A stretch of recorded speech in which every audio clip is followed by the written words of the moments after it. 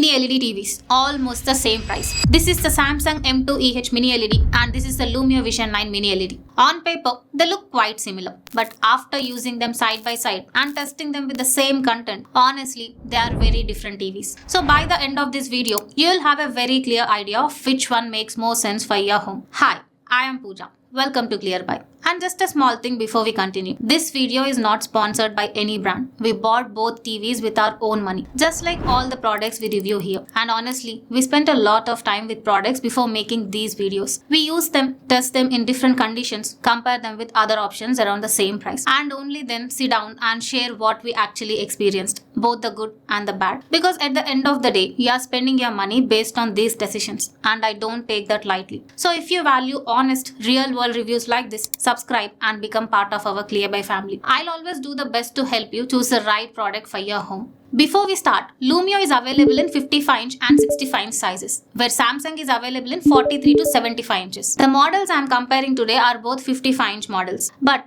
if you are planning to buy any size, this video will help you. Now, the whole reason you pay extra for mini LED is local dimming. The TV splits its backlit into zones. More zones means the TV can make bright parts brighter and dark parts darker independently. If the zone count is low, you get blooming, halo effects around bright objects and washed out blacks. Lumio Vision 9 is a direct lit QD-MiniLED. The LED sits directly behind the panel. 128 dimming zones. Each zone controls a section of screen independently. 6000:1 contrast ratio. Deep, thick blacks. Samsung M2EH Edge Lit Mini LED. The LEDs sit along the edges of the panel, not behind it, and it's not a full array panel. But in real life, Samsung blacks are actually good for an edge lit TV, balanced, and shadow detail retrieval is excellent. In dark movie scenes, Samsung shows more detail in the shadows than Lumio. Lumio goes deeper on blacks, but to get those deep blacks, it reduces brightness in dark scenes. So in very dark content, horror, thriller, night scenes, some shadow details get lost. Samsung shows you more detail in the dark. Lumio shows you deeper blacks. Different trade-offs. I also tested two TVs with black screen. Both TVs feels like completely turned off. Now,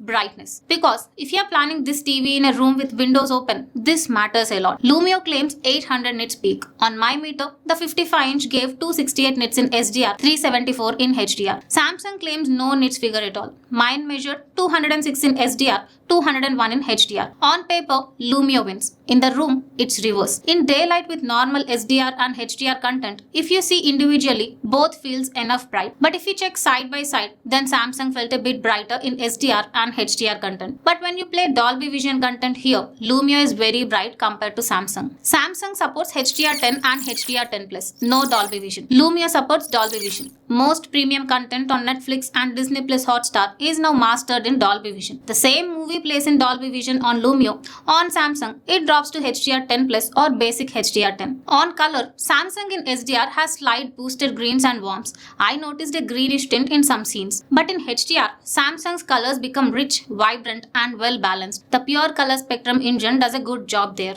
Lumio in SDR is natural, slightly vibrant, close to Sony-like color tuning. In Dolby Vision, Lumio is more punchy and vivid than Samsung. Lumio covers 113% DCI-P3 and 82% Rec 2020. Both panels are 8-bit plus FRC. Now, refresh rate. And honestly, this is the biggest gap in this entire comparison. Samsung has native 50Hz panel, 60Hz through motion accelerator. Lumio, 144Hz native at 4K, 240Hz at 1080p. When I watch cricket matches, I saw 3-ball effect in Samsung. When jitter reduction is reduced to 0, it was clear. In Lumio, by default only, you won't face any 3-ball effect or soap opera effect. For gaming, Samsung has VRR, ALLM and HDIG. But at 50Hz native, gaming performance is limited. Lumio does 4K at 144Hz with HDMI 2.1, VRR and ALLM. 1080p at 240Hz. For PS5, Xbox or PC gaming, Lumio is significantly better. If you watch cricket, football or action content regularly, or if you connect gaming console and play games, this gap is hard to ignore. Next, sound. Samsung gives you 30 watts with OTS light, object tracking sound light. Lumio gives you 24 watts. But in real life, Lumio felt louder. For a 200 square feet room, Lumio fills the space better. But above 50 to 60% volume, I noticed distortion on Lumio.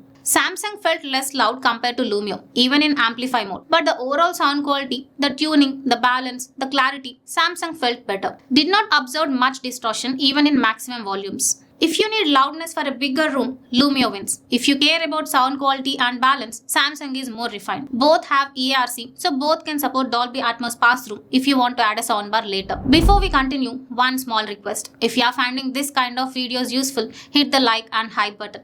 It takes only a second, but it really helps this video reach more people and hopefully help someone else make a better buying decision too. And if you have any doubts, drop them in the comments. I'll try my best to help you. Alright, let's continue. You'll use this TV every day for years, so the software matters just as much as the panel. Samsung runs One UI on Tizen, 1.5GB RAM, 8GB storage. Lumio runs Google TV on Android 14, 3GB DDR4 RAM, 64GB storage. Double the RAM, 8 times the storage, and you can feel it. Lumio is snappier, apps open faster, the interface responds quicker. Samsung is smooth but noticeably slower in comparison. On apps, Lumio uses the Google Play Store. Sideloading works too. Samsung uses the Tizen Store. All major OTT apps are there, but fewer options overall. So in terms of application flexibility, Lumio wins. But Samsung wins on ecosystem features. AirPlay for iPhone users, Samsung Dex, smart things for home automation, Knox security. And Samsung promises 7 years of Tizen OS upgrades. Lumio hasn't published a specific update timeline. Now, the design and build. Both TVs come with metal build including the frame, but the motherboard area is a plastic chamber on both. Design-wise, Samsung looks slightly more premium.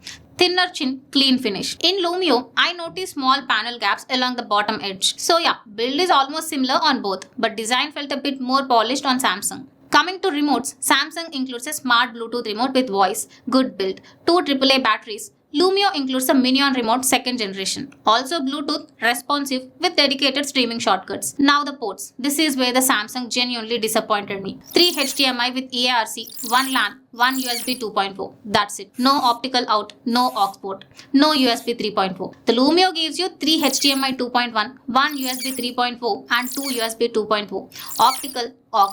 If you own an older home theater that connects by optical cable, the Samsung simply cannot take it. Coming to warranty, Lumio offers 2 years. Samsung offers 1 year plus 1 extra year on the panel.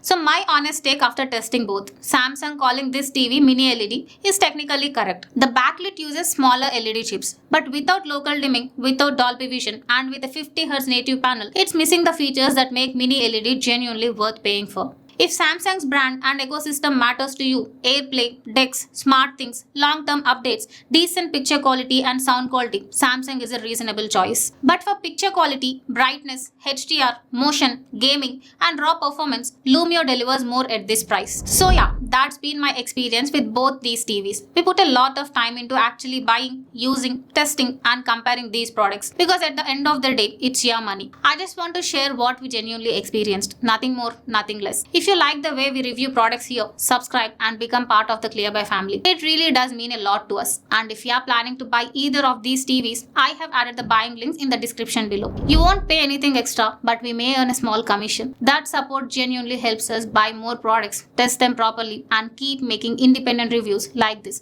without relying on brands. Thank you for supporting what we are building here. I'll see you in the next review. Until then, don't just buy, ClearBuy. See you soon.